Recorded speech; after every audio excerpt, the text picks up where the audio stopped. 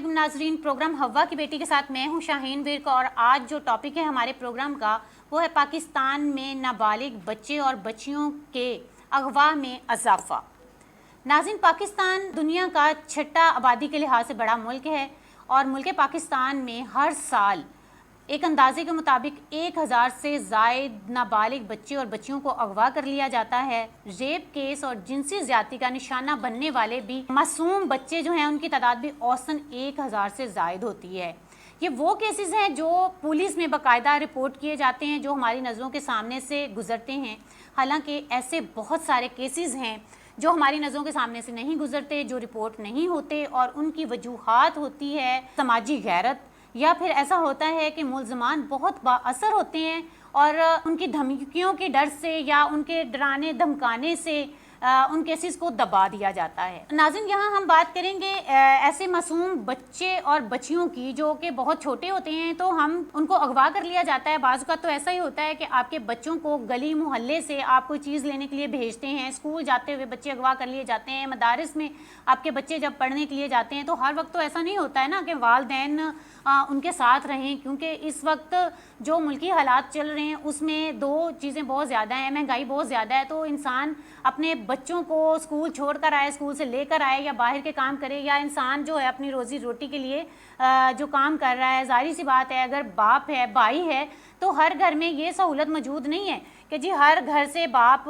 چھوڑنے کے لیے جائے بچوں کو، یا ہر گھر سے جو ہے وہ بھائی آپ کا چھوڑنے کے لیے جائے بچوں کو۔ ایسا نہیں ہوتا۔ بہت ساری ایسی فیملیز ہوتی ہیں کہ جو بیزی ہوتی ہیں اور ان کے بچے خود ہی اسکول جا رہے ہوتے ہیں، خود ہی کالج جا رہے ہوتے ہیں، اور خود ہی وہ گھر سے سامان وغیرہ لینے کے لیے جا رہے ہوتے ہیں۔ ایسے جو بچے ہوتے ہیں ان کے ساتھ ہر وقت نہیں رہتے اور ان کو گلی محلوں سے ہی کوئی نہ کوئی اٹھا لیتا ہے۔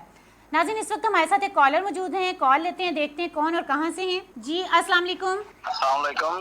وعلیکم السلام جی، کہاں سے کون بات کر رہے ہیں؟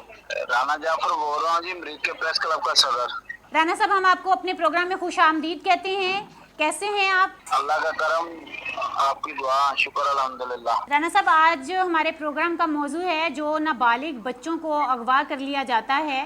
جو ہمارے بچے باہر نکلتے ہیں کوئی چیز لینے، سودا وغیرہ لینے، یا اسکول جاتے ہوئے بچوں کو اٹھا لیا جاتا ہے، تو ہم اس موضوع پہ، کیونکہ یہ دن بدن اس میں بہت زیادہ اضافہ ہو رہا ہے ایسے کیسز میں، اور ایسے جو حادثات ہیں وہ بڑھتے جا رہے ہیں، تو اس کے بارے میں آپ کیا کہنا چاہیں گے؟ جی، صورتحال یہ ہے کہ یہ المیہ ہے کہ اس میں سوشل میڈیا جو ہے اس کا بڑا کردار ہے۔ بچے راہ روی کا شکار ہو رہے ہیں، اور دوسرے نمبر پر والدین کی بھی ذمہ داری بنتی ہے کہ بچوں پر نگرانی رکھیں، لیکن معاشرہ اس طرف چلا گیا ہے کہ آج کل جو ہے نا کچھ گروپ ایسے بنے ہوئے ہیں جو بچوں کو اٹھا کر نہ صرف ان کو جو ہے نا معذور کرتے ہیں، پھر ان سے بھیک منگواتے ہیں، اور ان کی خرید و فروخت کا باقاعدہ ایک نیٹ ورک ہے اس ملک میں، اور حکومت اس طرف توجہ نہیں دے رہی ہے۔ امریکہ میں بھی کئی بچے جو ہے نا وہ گم ہیں اور ان کی تلاش پولیس کر رہی ہے لیکن نہیں مل رہے، والدین پریشان ہیں۔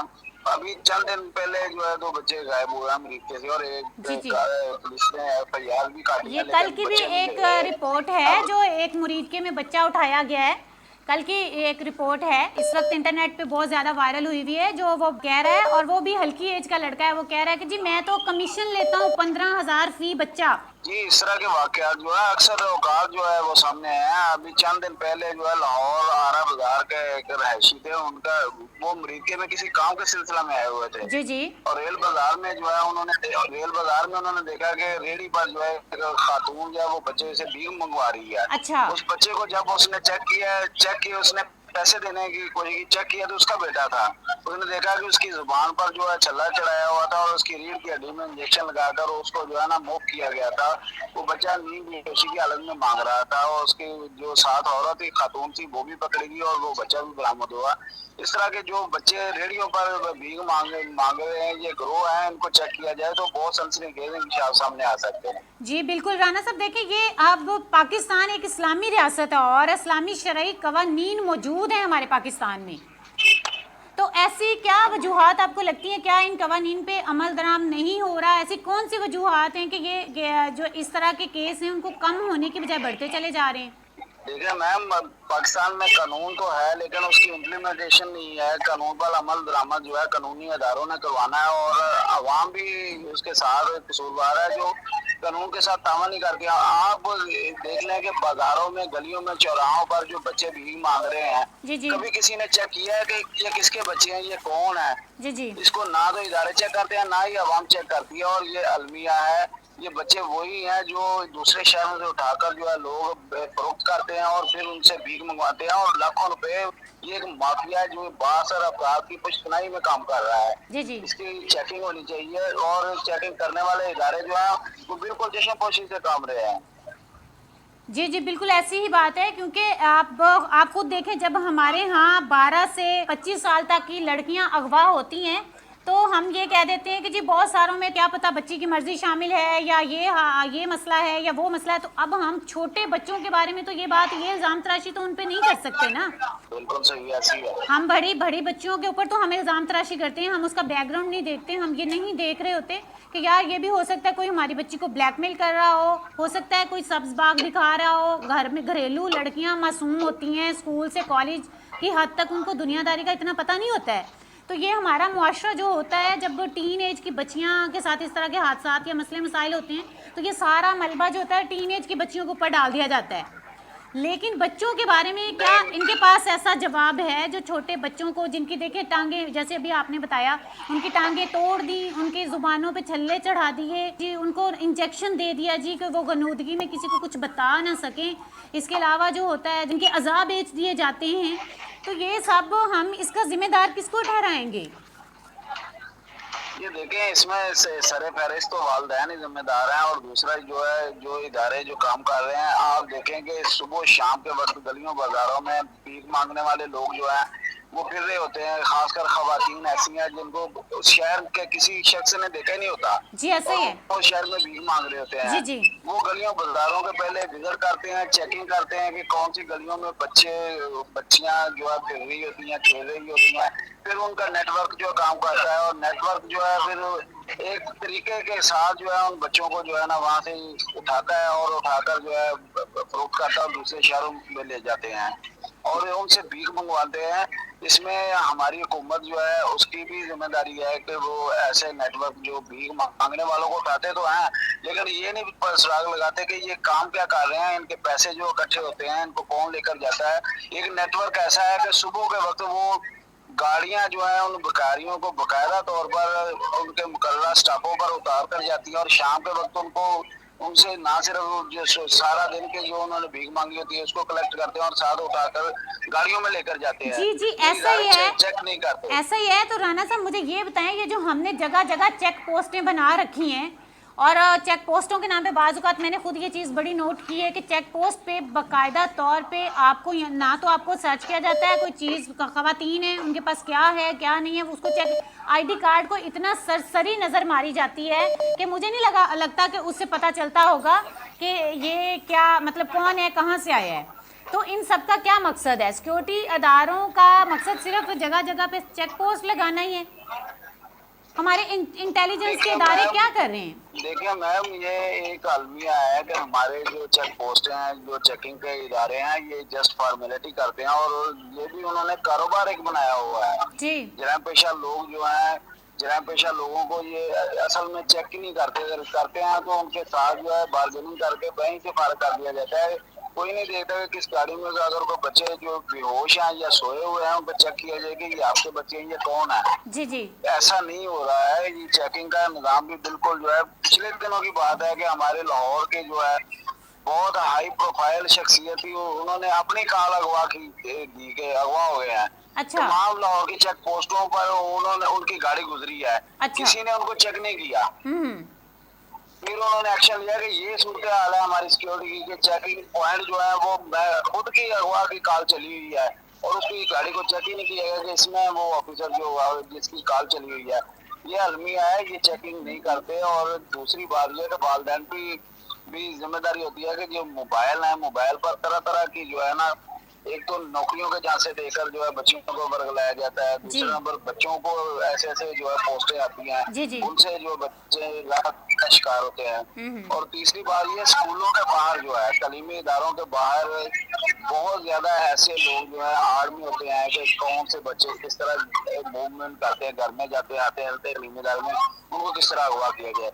اور یہی ان کے اغوا کاروں کے طریقہ کار ہے، وہ پہلے چیکنگ کرتے ہیں، ریکی کرتے ہیں، اور پھر جو ہے بچے کو یا بچی کو جی اغوا بالکل کرتے ہیں۔ بالکل رانا صاحب، آپ بالکل ٹھیک کہہ رہے ہیں، یہ پہلی ذمہ داری والدین کی آتی ہے، لیکن سوچنے کی بات یہ ہے کہ اس وقت جو ہمارے احکام بالا ہیں، اس وقت جو گورنمنٹ میں لوگ بیٹھے ہوئے ہیں، انہیں اپنی سیاست سے ہٹ کر عوام کے ساتھ کچھ لینا دینا نہیں ہے، کسی کو کچھ نہیں پتا، ہمارے سیکیورٹی ادارے کام نہیں کر رہے، اور اتنے گروہ جو آپ خود بتائیں کہ لاہور جیسے سٹی کے اندر یا پنجاب میں، پورے پاکستان میں ہر جگہ پہ ایسے جو گروہ آ جاتے ہیں بچوں کو اٹھانے والے، اور سر عام یہ ایک سنت بنا دیا بچوں کو اٹھانا اور بچوں کو سیل کرنا، اور بہت سارے لوگ بچوں کے اعضاء کو سیل کر کے پیسہ کما رہے ہیں۔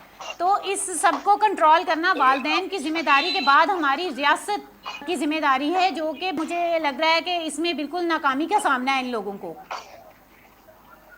دیکھیں میم، آپ بہت اچھا پروگرام کر رہی ہیں، میں آپ کے پروگرام کے توسط سے جو ہے حکام بالا کو آگاہ کرنا چاہتا ہوں کہ کوئی بتا سکتا ہے کہ کسی شہر میں جو بچوں سے بھیک منگوا رہے ہیں، جی جی کوئی کسی نے آج تک چھان بین کی ہے کہ یہ بچے جن سے بھیک منگوا رہے ہیں یہ لوگ یہ کون ہیں، کہاں سے آئے ہیں، اور یہ ان کی ریڈیو میں ان کے آگے جو بچے لیٹے ہوئے ہیں بیہوشی کی حالت میں، یہ کہاں سے آئے ہیں، کوئی نہیں بتا سکے گا۔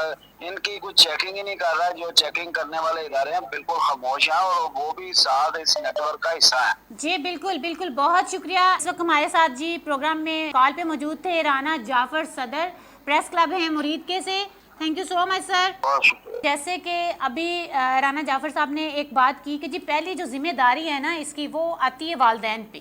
والدین کو چاہیے کہ وہ جو سب سے بڑی ایک وجہ بن رہی ہے بچوں کے اغوا ہونے کی، اور بچوں کے اس طرح سے جیسے ٹین ایج کی ہماری بچیاں ہیں، تو انٹرنیٹ بھی ایک بہت بڑی وجہ ہے، کیونکہ آج کل سماجی رابطے جو ہیں وہ بہت زیادہ بڑھ گئے انٹرنیٹ کی وجہ سے، اور والدین کو نہیں پتہ ہوتا وہ کام جو کہ ان کی وہم و گمان میں بھی نہیں ہوتا، وہی ہو جاتا ہے۔ بچے جو ہوتے ہیں ان کے رابطے ہوتے ہیں فون پہ، میسنجر، اور میسنجر کے بعد آپ اپنے نمبر جو ہیں وہ شیئر کر لیتے ہیں، اور اس کے بعد آپ کی کال پہ بات ہونا، اس طرح سے کرتے کرتے بعض اوقات جو ہماری بچیاں ہیں، ہمارے جو بچے ہیں، نابالغ بچے اور بچیاں ہیں، کیونکہ وہ اتنی سمجھ اور اتنی سوجھ بوجھ ان میں نہیں ہوتی ہے، دنیا کو اتنے قریب سے انہوں نے نہیں دیکھا ہوتا ہے، اپنے گھر کے روم، اپنے والدین اور اپنے قریبی رشتہ داروں کے علاوہ اسکول کالج کی حد تک جا کر آپ یہ نہیں سوچ سکتے کہ جی ہم پوری دنیا کو جان گئے ہیں، یا دنیا کی سوجھ بوجھ ہمارے اندر آ گئی ہے، اور دنیا کی رنگینیوں کو آپ نہیں سمجھ سکتے، بچے بالکل نہیں سمجھ سکتے آپ کے۔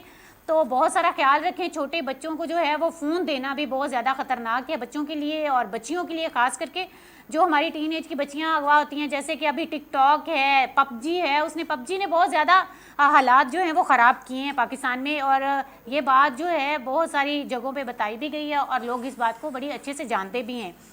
تو یہاں ہم بات کریں گے چھوٹے بچوں کو جب اغوا کر لیا جاتا ہے تو ان کے ساتھ ان کے جو خطرناک انجام ہوتے ہیں، تو اس میں کیا کیا کیا جاتا ہے۔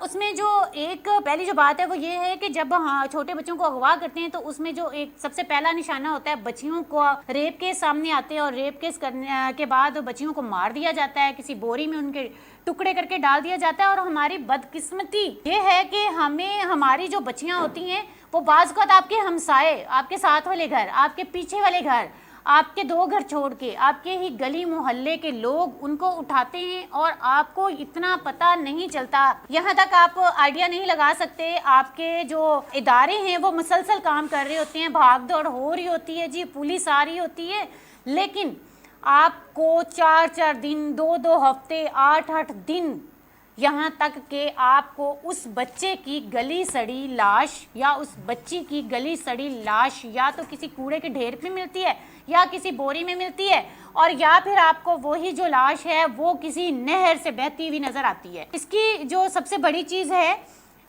یہاں ہمارے ساتھ ایک اور کالر موجود ہیں، ہم کال لیتے ہیں اور دیکھتے ہیں اور کون ہے، کہاں سے ہیں۔ السلام علیکم۔ السلام علیکم۔ وعلیکم السلام، جی کون؟ ہیلو جی کون، کہاں سے؟ جی مونا ثانی، سی او مونا ثانی انٹرپرائزز پرائیویٹ لمیٹڈ، جی مونا ثانی، لاہور سے بات کر رہی ہوں۔ کیسی ہیں آپ؟ ہم آپ کو اپنے پروگرام میں خوش آمدید کہتے ہیں۔ بہت شکریہ، thank you so much, and I am fine. And جی میں نے کہا ماشاءاللہ بہت ہی انفارمیٹیو پروگرام ہے، اور خاص طور پہ میں نے اس کے جتنے بھی آنری پروگرام گیا اس کو میں نے دیکھا ہے، اور اس میں خواتین کے مسائل کے بارے میں جو چیزیں ہائی لائٹ کی جا رہی ہیں اس وقت اس کی بہت ضرورت ہے کہ ایسے پروگرام جو ہیں وہ کنٹینیوسلی ہونے چاہیے جو عوام کے شعور کو جو ہے وہ بیدار کریں. نابالغ بچوں کے اور بچیوں کے اغوا میں اضافہ ہو رہا ہے، جنسی زیادتی کا نشانہ بن رہے ہیں، اس کے بارے میں آپ کیا کہنا چاہیں گی؟ میں تو سب سے پہلے ہمارے ہاں جو ایک بے دریغ استعمال ہے سوشل میڈیا کا، جس کے اوپر ہر طبقے عمر کسی بھی انسان کی عمر کا کوئی بھی دور ہو اس کے کچھ تقاضے ہوتے ہیں، لیکن ہمارے ہاں یہاں پر جو ہے نا وہ بیرا روی کا جو زیادہ تر رجحان پایا جا رہا ہے، وہ ٹین ایجر بچوں سے لے کر تو آگے آپ بڑی عمر کے جو افراد ہیں ان میں بھی، کیونکہ بہت سے کیسز میں نے خود اسٹڈی کی اور دیکھے، کیونکہ میں انٹرنیشنل ہیومن رائٹس میں بھی میں نے تقریباً 5 ایئر گزارے ہیں، جس میں کہ یہ کیسز بہت زیادہ تھے. اور اس کی ریزن یہ تھی کہ ایک تو مذہب سے دوری تھی، اور دوسری بات یہ تھی کہ ہمارے ہاں جو بھی چیز یا جو بھی آپ کنٹینٹ کہہ لیں کہ دیکھا جا رہا ہے سوشل میڈیا کے تھرو، اس کے اوپر کوئی لک نہیں ہے، اور ہر ذہن اتنا میچور نہیں ہوتا کہ وہ اس بات کو یا اس کے سامنے جو چیزیں بھی ڈسپلے ہو رہی ہیں وہ اس کے نیگیٹو افیکٹ سے محفوظ رہ سکے. تو ایک ٹین ایجر کے اوپر اس چیز کا افیکٹ اور طرح ہوتا ہے، ایک بڑی عمر کے فرد پہ اور طرح ہوتا ہے، ایک وہ شخص جو مجرد لائف گزار رہا ہے اس کے اوپر اور طرح کا افیکٹ ہوتا ہے. یہ تمام چیزیں معاشرے کے اندر ایک انریسٹ کنڈیشن کریٹ کرتی ہیں، اور جو ہمارے ہاں ایک جنسی بیرا روی کا جو ابھر رہا ہے، اور خاص طور پہ درندگی جسے ہم کہیں گے کہ چھوٹے بچوں کے ساتھ اس طرح کی جنسی زیادتی کرنا یا ان کو اغوا کر کے، اور نہ صرف زیادتی تک بات ہے، آپ نے یہ دیکھا قصور میں جو زینب کیس تھا، اس کے علاوہ مسکان کیس تھا، کتنے کیسز ہیں جن کے اندر بچیوں کو مار ہی دیا جاتا ہے. صرف یہاں تک معاملہ نہیں رہتا کہ وہ ان کے ساتھ جنسی زیادتی کر دیں، بلکہ ایک ادر ہینس کرائم کہ وہ اس کو بالکل اس کی زندگی لے لیتے ہیں جان، اور ان کو تب جب یہ سب عمل کر رہے ہوتے ہیں تو ہم سمجھ سکتے ہیں کہ یہ درندگی کی ایک بہت بھیانک مثال ہے. اور انسان سے تو توقع نہیں کہ انسان جو ہے وہ ایسا سب کچھ کر کے تو وہ سمجھ رہا ہو کہ وہ کوئی انسانیت کے اشرف المخلوقات ہونے کے اس درجے میں فائز رہے گا. اس انسان کو بھی اشرف المخلوقات بنانے کے لیے بڑے مراحل سے گزارنا پڑتا ہے. بالکل جی. مجھے یہ بتائیے کہ پاکستان میں اس کے بارے میں قوانین موجود ہیں؟ پاکستانی قوانین کے مطابق جو ہے یہ کیس فوجداری مقدمات میں آتے ہیں، اور اس کے لیے دفعہ 377 اور دفعہ 506 موجود ہے. تو آپ کے خیال میں ایسی کیا وجوہات ہیں کہ قوانین موجود ہیں اور اس کے باوجود جو ہے ایسے کیسز میں اضافہ ہوتا جا رہا ہے، دن بدن کم نہیں ہو رہا؟ بات یہ ہے کہ قانون اس وقت آتا ہے جب جرم سرزد ہو جاتا ہے. جب وہ کہتے ہیں کہ ہاتھ سے یوں ہی بے سبب نہیں ہوتے، وقت کرتا ہے پرورش برسوں، تو وہ جو وقت پیچھے ہوتا ہے نا، جو اس حادثے کی بنیاد بن رہا ہوتا ہے، اس کے لیے کوئی قانون موجود نہیں ہے. بالکل صحیح کہا آپ نے. قانون تو اس وقت آئے گا نا جب ایک جرم قانون اس وقت آئے گا جب ایک جرم جو ہے وہ ہو جائے گا، جب ایک زندگی چلی جائے گی، جب ایک بچی یا بچہ جنسی زیادتی کا شکار ہو جائے گا. پھر اس کے بعد ہمارے پاس قانون کی دفعات ہیں، ہمارے پاس مجرموں سے نمٹنے کے لیے سب کچھ ہے. لیکن جس وقت ہمارے معاشرے کی جو ایسی کنڈیشن ہے جس کے تحت ایسے ذہن پرواز چڑھ رہے ہوتے ہیں، وہاں پر ہمارے ہاں تربیت کا کوئی عمل نہیں ہے. نہیں، میں یہ کہنا چاہ رہی ہوں کہ اس کے بعد بھی اگر ایک حادثہ پیش آ جاتا ہے تو قوانین ہونے کے بعد بھی عمل درآمد نہیں ہوتا یا وہ سزائیں نہیں ہوتی. ایسی کیا وجوہات ہیں کہ اس کے بعد اس کو کم ہونا چاہیے نا؟ ایک کیس ہو گیا، ایک بچی ہماری چلی گئی، ایک بچی کی جان چلی گئی، تو ہمارے پاس چلو اس سے پہلے کے قوانین نہیں بنائے گئے، اس سے پہلے کے انتظامات نہیں کیے گئے، ایسا کچھ نہیں کیا گیا کہ ایسے حادثات پیش نہ آئیں، تو اس کے بعد کے قوانین ہیں.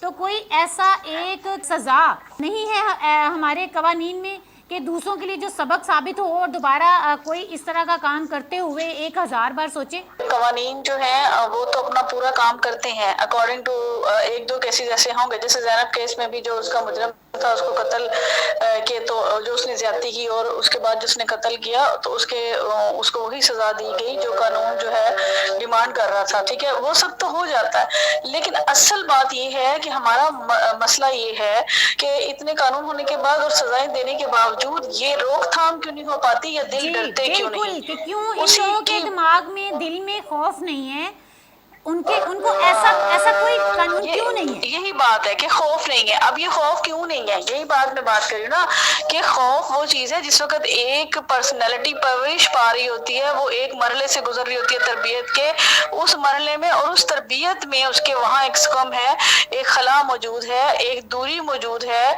उसके पास। हमारे पास जो है, जो हम मुआशरे के अंदर और बहुत से चीज़ों पे पैसा खर्च करते हैं, हम मुआशरे में अच्छे पार्क्स बनाते हैं, हम लाइब्रेरीज बनाते हैं, हम ऐसी बहुत सी चीज़ों का एहतमाम करते हैं, लेकिन हम उनकी तरफ उन लोगों को ला नहीं पाते। ट्रेनिंग का वो अमल नहीं होता, करेक्टराइजेशन के अंदर वो चीज़ बच्चों के आ नहीं पाती है। हम दूसरी तरफ जैसे हमारे सेक्टेरियनिज्म है और दहशतगर्दी आम है और बहुत सी चीज़ें, गुर्बत की भी इसमें एक वजह बन जाती है कि गुर्बत के आम होने की वजह से लोग ज्यादातर बेचैनी का शिकार है। वो अपने आप को एंटरटेनमेंट की उन बेहतरीन चीजों की तरफ नहीं ले जाते, बल्कि वो वर्स्ट कंडीशन की तरफ चले जाते हैं, जिसकी वजह से वो इस तरह के गलत अमाल के अंदर जो है वो दाखिल हो जाते हैं। और उनसे वो कोई भी मुजरिम जिसने भी ये किया, मेरा नहीं ख्याल कि वो ये उसके बाद करने के बाद वो मुतमईन था कि मैंने ये कुछ अच्छा किया। वो जिससे भी पूछेंगे वो ये कहेगा कि मुझसे हो गया। जब उसका ये सेंटेंस होता है ना कि मुझसे हो गया, ऐसा मुझे पता नहीं लगा, मुझ पे शैतान हावी हो गया, तब ये मेरे जहन में ये क्वेश्चन आता है कि हमने इतनी खुली छूट दे दी हुई है अपने मुआशरे के अंदर हर चीज की कि वो जो चीजें यहाँ पे पाबंदी होनी चाहिए, जिन चीजों को यहाँ पे नहीं दिखाया जाना चाहिए, ऐसी वेबसाइट बंद करवाई जानी चाहिए जो पोर्नोग्राफिक मटेरियल को जो है वो प्रमोट कर रही हैं, ये चीजें होनी चाहिए। इसके बाद ही हम कह सकते हैं कि किसी हद तक जो है वो कोई रोकथाम इसकी होगी।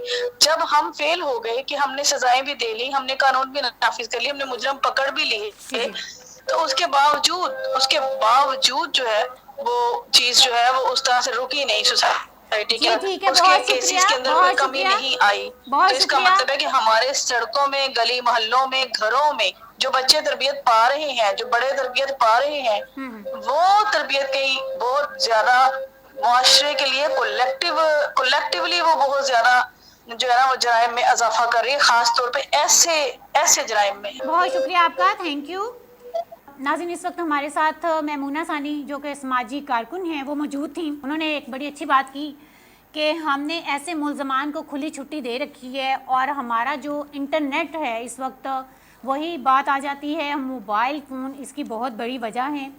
हम अपने मुआशरे में ऐसी तरबियत नहीं कर पा रहे जिसकी वजह से इसकी रोकथाम की जाए। और यहाँ मैं ये बताना चाहूँगी कि जब बच्चों को अगवा कर लिया जाता है तो उनके जो ख़तरनाक अंजाम होते हैं, जैसे कि मैं बात कर रही थी, वो क्या क्या होते हैं। पहले नंबर पे ये कि उनके साथ रेप केस के बाद जो उनको कत्ल कर दिया जाता है। दूसरा ये होता है कि ऐसे ये नहीं होता कि बात यहीं ख़त्म हो जाती, जो बच्चे बच जाते हैं पूरी उनकी ज़िंदगी को किस तरह से ख़राब कर दिया जाता है। अगर आप उन बच्चों तक नहीं पहुंच पाते या वो बच्चे वापस नहीं मिलते तो उनके हाथ मुंह तोड़ दिए जाते हैं और उनके साथ इस तरह से उनको इंजेक्शन दिए जाते हैं और उनको दूसरे सिटीज़ में ले जा के उनसे भीख मंगवाई जाती है। तीसरा ये होता है कि एक जो है सन्नत बन गई है इंसान की ख़रीदो फ़रोख्त की। तो बहुत सारी जो बच्चे हैं उनको यहाँ से इस लिए भी उठा लिया जाता है, अगवा कर लिया जाता है कि उन्हें आलमी मंडी में बेचा जाए और उनसे पैसे कमाए जाएं। ये दोनों ही रास्ते पैसा कमाने के हैं। ये एक बहुत बड़ी सन्नत है। इसके पीछे कौन से हाथ हैं और कौन सी ऐसी पावरफुल ताकतें हैं कि हम उनको पकड़ नहीं पा रहे और दिन ब दिन इस तरह के केसेस में इजाफा हो रहा है। वो ऐसी कौन सी वजूहात हैं कि हमारे पास कवानीन होने के बावजूद लोगों के दिलों में खौफ नहीं है, डर नहीं है और इंसान ये भूल जाता है जब भी किसी छोटी बच्ची को या किसी बच्चे को अगवा करता है तो वो एक मर्द कर रहा होता है या साथ में बाज़ औक़ात औरतें भी होती हैं उनके साथ शामिल, और उनको उठाने में मर्द और औरत दोनों मिलकर इस तरह से प्लान करते हैं और बाज़ औक़ात सिर्फ मर्द हजरात ये काम कर रहे होते हैं। तो उनके अंदर, उनके दिलों में ऐसा खौफ ही नहीं है कि जो हादसा आज इस बच्चे के साथ कर रहे हैं, जो मसला इस बच्चे के साथ, जिस तरह से इसे उठाया जा रहा है या जिस तरह से हम इसको भीख मंगवा रहे हैं या जिस तरह से हम इसे बेच कर पैसा कमा रहे हैं, कल कला को इस तरह से हमारी बहन, किसी बेटी, किसी ना हमारी भांजी, किसी भतीजी, हमारे घर की किसी बच्ची के साथ भी ये मसला हो सकता है। तो क्यों उनके अंदर ऐसा خوف نہیں ہے؟ کیوں ان کے اندر اس طرح سے درندگی ہے؟ کیوں کیا ہم لوگ ایسے لوگوں کی تعلیم و تربیت کرنے میں مکمل طور پر ناکام ہو چکے ہیں؟ کیا ہم اپنے معاشرے کی یہ تعلیم و تربیت کر رہے ہیں کہ وہ دوسروں کی بچیوں کو بیچ کر دوسرے کے بچیوں کا ریپ کر کے اور وہ پھر شرمندگی، بہت سارے ایسے کیسز سامنے آئے ہیں کہ وہ اپنے منہ سے بندہ ایکسیپٹ کر رہا ہوتا ہے، جبکہ ایسے انسان کو تو مر جانا چاہیے، خود ہی مر جانا چاہیے، ان کی نظروں میں شرمندگی نہیں ہوتی۔ تو یہ سوالیہ نشان ہے کہ ہماری تربیت، ہم اپنے معاشرے کو کیا سکھا رہے ہیں؟ کیا ہمارا معاشرہ اس طرف جا رہا ہے؟ کیا ہم لوگ جنگل میں رہ رہے ہیں؟ کیا ہمارے سیکیورٹی ادارے کیا کر رہے ہیں؟ جب اتنے بڑے بڑے گروہ آپ کی حدود کو کراس کرتے ہیں، آپ کی سٹی کو کراس کرتے ہیں، تو ہماری جو ایجنسیاں ہیں وہ کہاں ہوتی ہیں؟ کیا یہ سب لوگ سو رہے ہوتے ہیں؟ ہم نے ہر دوسری جگہ پہ ناکہ لگا کے رکھا ہوا ہے، لیکن ہمارے چیکنگ کے انتظامات کیا ہیں؟ ہمارے ہر سگنل پہ 10 لوگ، 10 بچے، عورتوں کی گود میں بچے، کسی کا بازو بظاہر وہ خراب ہے، بظاہر وہ ٹوٹا ہوا ہے، تو کیا ہم ان کو چیک کرتے ہیں کہ کیا یہ ان کے اپنے بچے ہیں؟ کیا واقعی جو بچہ غنودگی میں ہے وہ سو رہا ہے؟ کیا واقعی ہی اس بچے کو کوئی انجیکشن تو نہیں دیا گیا؟ یہ بچہ کس کا ہے؟ کہاں سے اٹھایا؟ اس سے کیوں بھیک منگوائی جا رہی ہے؟ تو یہ بہت ساری چیزیں ہیں جن کے اوپر اگر ہم لوگ فوکس کریں یا ان کے اوپر ہم لوگ کام کریں تو ہمیں مشکلات کا سامنا، اس طرح کے جو حادثات ہیں بہت سارے، ان سے ہم بچ جائیں۔ دوسری جانب میں آپ کو یہ بتانا چاہوں گی کہ پاکستان کے قوانین کے مطابق بدفعلی اور جنسی زیادتی اور ایسے دیگر کیس جو ہیں وہ فوجداری مقدمات میں آتے ہیں، اور اس میں جو ہے دفعہ تعزیرات 377 کے تحت اگر کوئی انسان اس طرح کی حرکت کرتا ہے، جنسی زیادتی کرتا ہے، کسی کے بچے کو اٹھاتا ہے، ریپ کیس ہے، بہت سارے ایسے جو کیسز ہیں، اس کے تحت اسے پوری زندگی کے لیے عمر قید کی سزا ہو سکتی ہے، اور اس کے علاوہ اس کو جرمانہ بھی ہو سکتا ہے۔ یہ دونوں چیزیں ایک ساتھ ہو سکتی ہیں، سزا بھی اور جرمانہ بھی، دونوں چیزیں ایک ساتھ بھی ہو سکتی ہیں۔ دوسری صورت میں جو ہے اس کی دفعہ پاکستان کی جو تعزیرات کے تحت ہے وہ 506 ہے، اور 506 میں یہ ہے کہ کم سے کم ملزم کو 7 سال کی قید کی سزا کے ساتھ اس کو جرمانہ ہو سکتا ہے، اور کم سے کم اس کو 2 یا 3 سال کی سزا کے ساتھ اس کو جرمانہ ہو سکتا ہے۔ تو یہ جو دونوں چیزیں ہیں وہ ایک ساتھ ہو سکتی ہیں۔ تو یہ سزائیں موجود ہیں پاکستان میں۔ اس کے باوجود اگر کسی درندے کو، اس طرح کی حرکت کرنے والے کو عمر قید کی سزا ہو جائے، اس کو جرمانہ ہو جائے، کیا وہ دوسرے کے لیے مثال نہیں بنے گا؟ لوگوں کو سزائیں کیوں نہیں ہوتی؟ یہ بھی ایک بہت بڑی وجہ ہے۔ اس میں 2 وجوہات ہوتی ہیں۔ یہ جو ہمارے سامنے حادثات پیش آتے ہیں، یہ جتنے کیسز ہوتے ہیں، یہ زیادہ تر مڈل کلاس یا پھر غریب لوگوں کے بچوں کے ساتھ اس طرح کے حادثات پیدا ہوتے ہیں، اور جو مجھے لگتا ہے وہ یہ ہوتا ہے کہ پتہ نہیں ملزمان یہ چیز پہلے دیکھ لیتے ہیں کہ یہ وہ والدین ہیں جن کی تو بس روزی روٹی پوری ہوتی ہے، جو سارا دن اپنے کمانے میں لگا دیتی ہیں، تو یہ کورٹ کچہری اور یہاں پہ یہ کیسے جائیں گے اور اپنے انصاف کے لیے کیسے لڑیں گے؟